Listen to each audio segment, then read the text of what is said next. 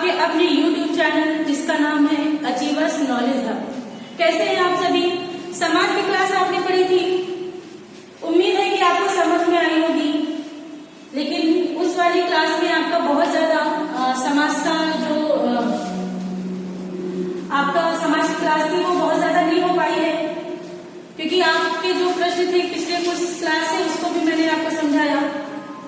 तो जितना भी आपने पढ़ा उतना आपको समझ में आ गया होगा कि समाज क्या है, समाज शब्द का संधि विच्छेद क्या है और इसका अर्थ क्या है, समाज की परिभाषा क्या होती है, समाज कितने प्रकार के होते हैं, और एक बहुत ही महत्वपूर्ण मुद्दे पे हम लोग रुक गए थे कि समाज के 6 प्रकार कैसे होते हैं और समाज के 4 प्रकार आपको कैसे देखने के लिए मिल सकते हैं। तो उस महत्वपूर्ण प्रश्न को हम लोग आज यहीं से शुरू करेंगे और मैंने आपके सामने लिखा हुआ है प्रधानता के आधार पर समाज के प्रकार।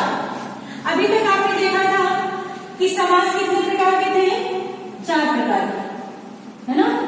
फिर हमने आपको बताया कि 6 तो हमने परिभाषा के आधार पर भी पढ़ी है। भाई हमने 6 अगर समाज पढ़े हैं तो उनकी अपनी एक परिभाषा है और उनके अपने कुछ उदाहरण भी हैं, तो वो भी हमें एक प्रकार करना था। तो उस तरीके से तो आपने 6 पढ़े, लेकिन हमने आपको ये बताया कि जब परीक्षा में आपको ये प्रश्न पूछेगा कि समाज कितने प्रकार के होते हैं तो आपको बताने हैं सिर्फ 4 प्रकार।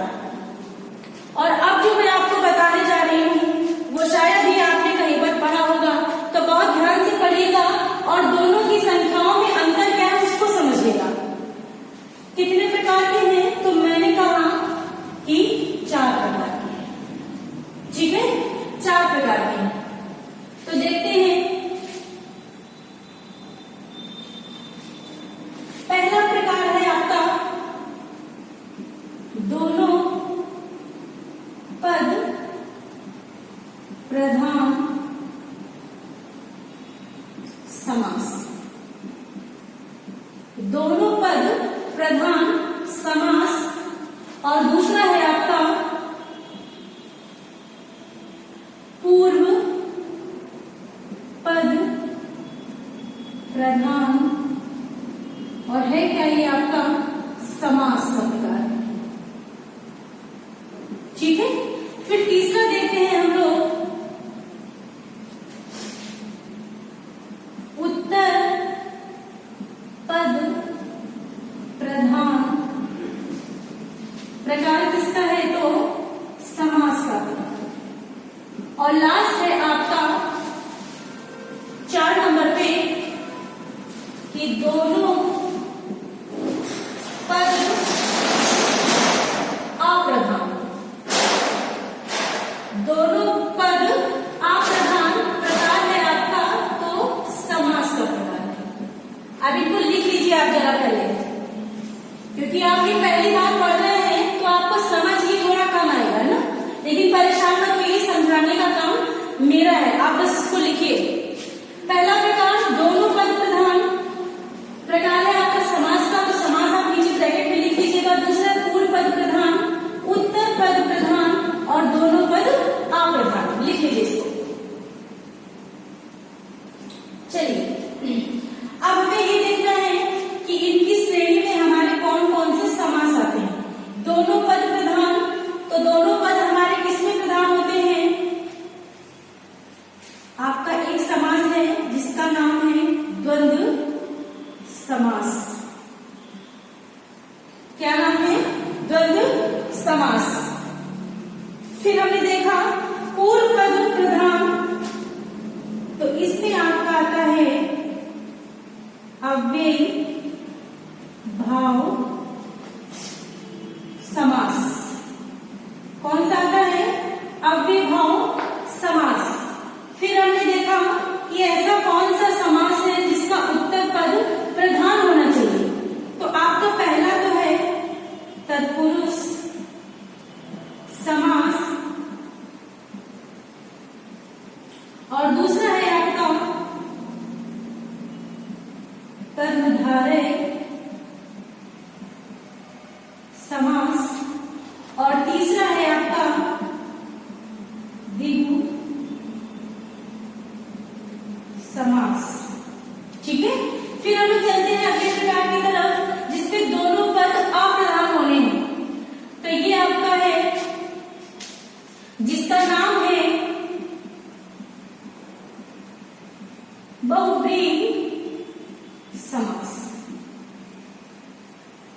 ठीक है, अब आप स्टार्ट को ऐसे का ऐसे ही बना लीजिए, क्योंकि ये समास आपके क्या है, इनकी परिभाषाएं क्या है अभी आपने पढ़ी नहीं है, तो अभी थोड़ा कम समझ में आएंगे, लेकिन जब मैं आपको बताऊंगी ना तो आपको पूरा समझ में आ जाएगा।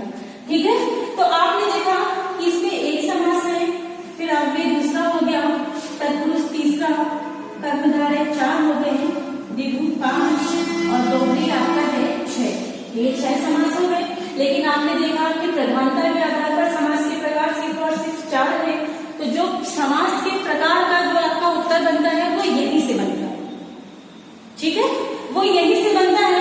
इसके अलावा जो आपने ये नाम देखे ना, ये आपके 6 है, लेकिन आपको प्रश्न पूरा कैसे करना है वो आपको सिर्फ 4 करना है, और वो प्रधानता के आधार पर करना है। हालांकि आपके एग्जाम में प्रधानता के आधार पर का जिक्र कहीं नहीं होता है, सिर्फ वो पूछता है कि समास कितने प्रकार के हैं। तो इसको आप नोट कर लीजिए, फिर हम लोग पढ़ते हैं अगला समास।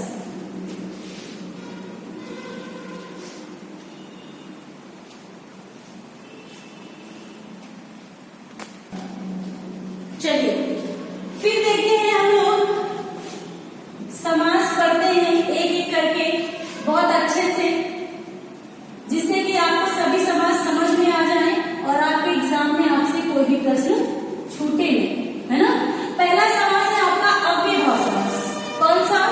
अव्ययभाव समास। अब हम लोग देखते हैं कि अव्ययभाव समास क्या है। तो ये समास आपका इतना अच्छा है कि इसने अपने नाम में ही अपनी पूरी परिभाषा दे दी। जैसे हमने कहा अव्यय, तो अव्यय को हम तोड़ते हैं आ प्लस व्यय, है ना। आ प्लस व्यय, व्यय का अर्थ क्या होता है? खर्च होना, बदल जाना, किसी चीज में मिल जाना। और आ का अर्थ होता है, आ आपका उपसर्ग है।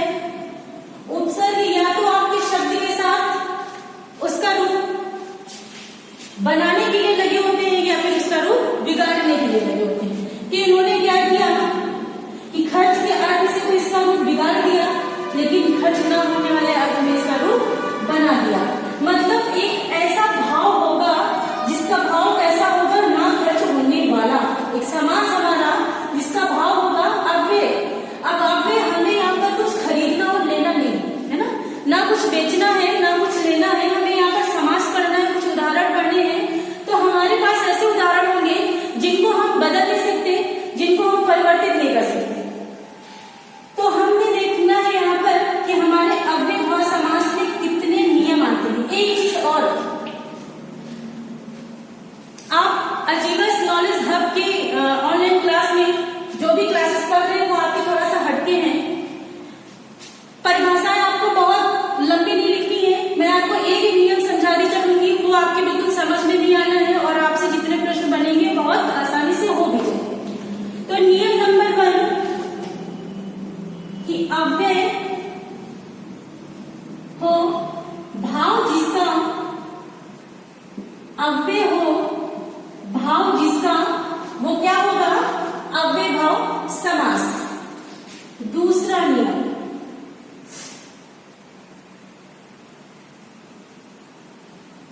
उदाहरण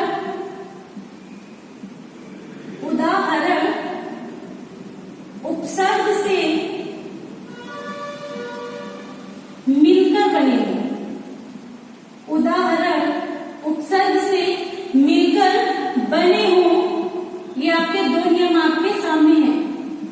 ठीक है, फिर तीसरा नियम कहता है, हमने अभी आपको 2 चीजें बताई थी कि प्रत्येक समास में 2 पद होंगे आपके, है ना। पहला होगा पूर्व पद और दूसरा होगा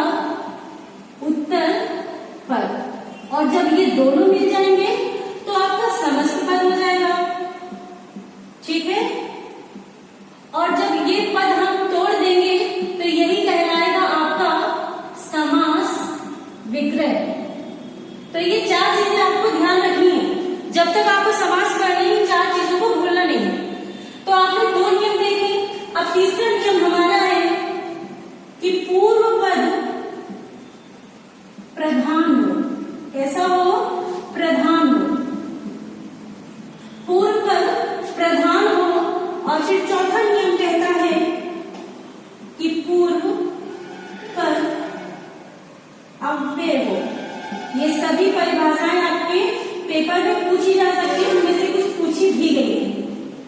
अव्यय, इसलिए सभी परिभाषाएं आपके सामने लिखी हुई हैं, जिसमें कि आपके दिमाग में वैसे की वैसे ही छप जाए।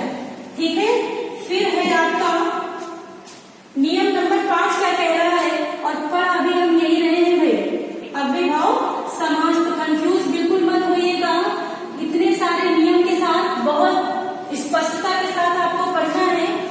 और इसके बाद भी यदि आपको समझ में ना आए तो आप तुरंत कमेंट करके पूछिएगा। फिर इन्होंने कहा कि अव्ययभाव समास में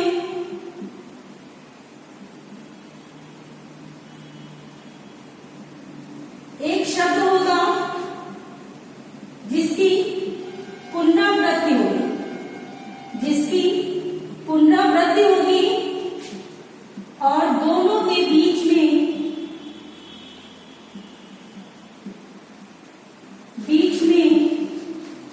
योजक चिन्ह का प्रयोग होगा, योजक चिन्ह का प्रयोग होगा।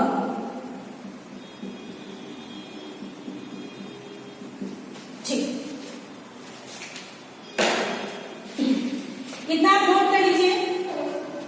पुनरावृत्ति का अर्थ आप समझते हैं, कोई एक शब्द आपके एग्जाम में आएगा और वही शब्द पुनः आपके आगे उसी लाइन में लिखा होगा। जैसे मैंने यहाँ पर कहा शब्द की पुनरावृत्ति, तो एक शब्द ये होगा, दूसरा ये शब्द हमारा शब्द होगा, लेकिन दोनों के बीच में, जी हाँ, समझ लीजिए कि योजक चिन्ह कैसे प्रयोग होता है। तो योजक चिन्ह ये है, मतलब कि शब्द के बीच में योजक चिन्ह का प्रयोग होगा।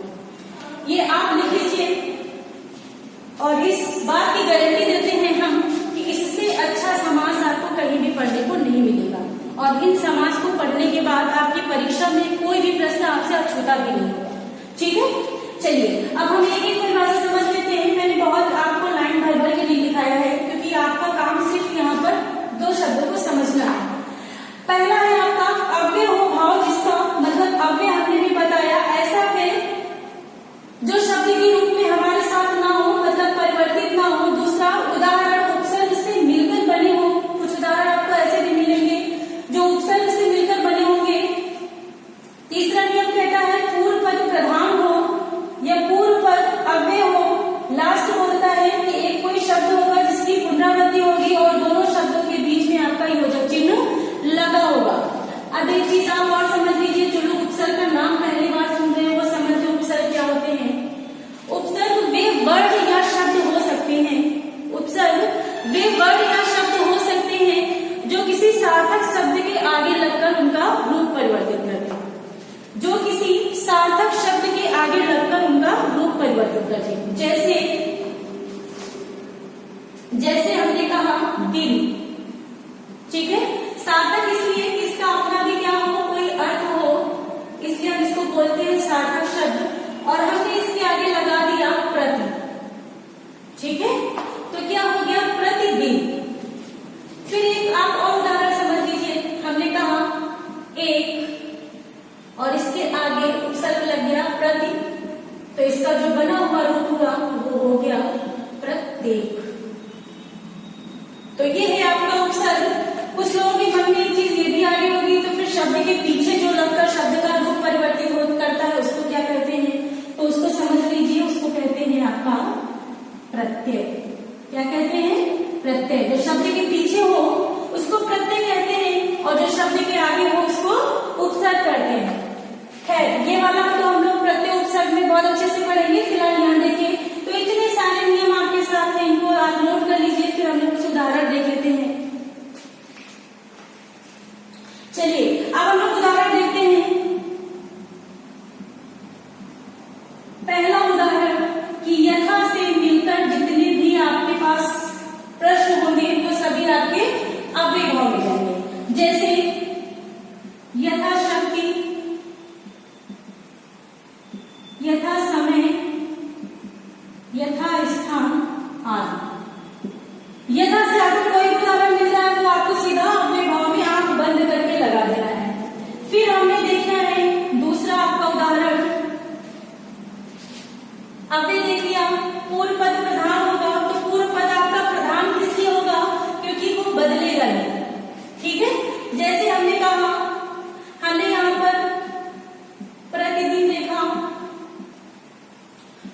में परिवर्तित किया प्रति के हिसाब को अपने आप, है ना, प्रति के हिसाब से दिन ने अपने आप को यहाँ पर परिवर्तित कर लिया, ना कि प्रति ने दिन के हिसाब से किया।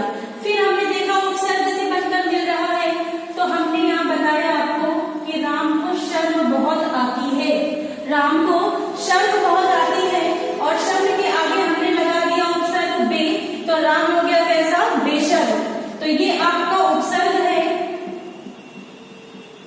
और ये आपका मूल शब्द। उम्मीद है आपको समझ में आ रहा होगा।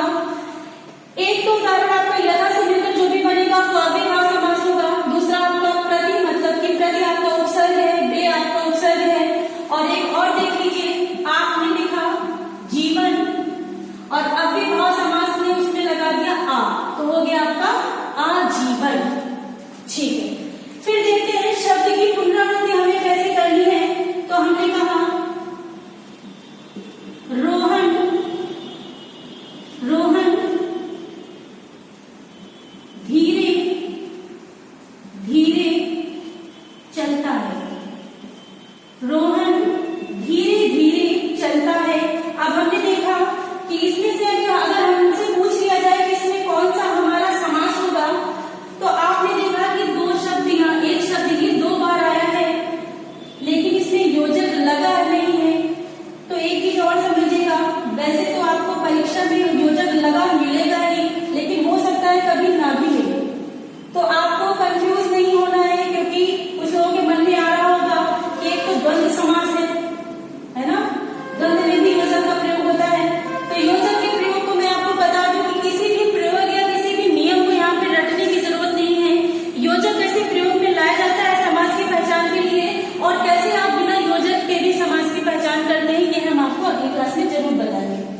तो रोहन धीरे धीरे चलता है, आपने देखा धीरे शब्द का प्रयोग दो बार हुआ है, योजक लगा है या नहीं भी लगा है, तो यहाँ पर आपका क्या होगा, अव्ययभाव समास होगा। फिर हमने देखा